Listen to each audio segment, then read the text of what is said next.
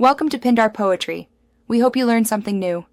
You start by opening Microsoft Teams and signing in with the account you'll use for the meeting.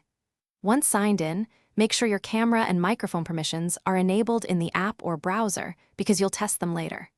Next, decide whether you need a scheduled calendar invite for a future date or an Instant Meet Now link for an on-the-spot call. This choice changes where you create the link. Now, go to Calendar or the Meet button to begin. Now you create the link.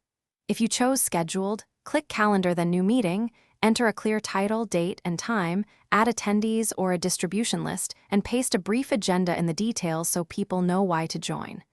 If you chose Instant, open a channel or chat and select Meet Now, then copy the meeting link. Make sure to configure meeting options, who waits in the lobby, presenter rights, and recurrence, because these control act. Finish by copying the meeting link from the calendar event or meet window and paste it where attendees will see it, email, group chat, or a calendar invite.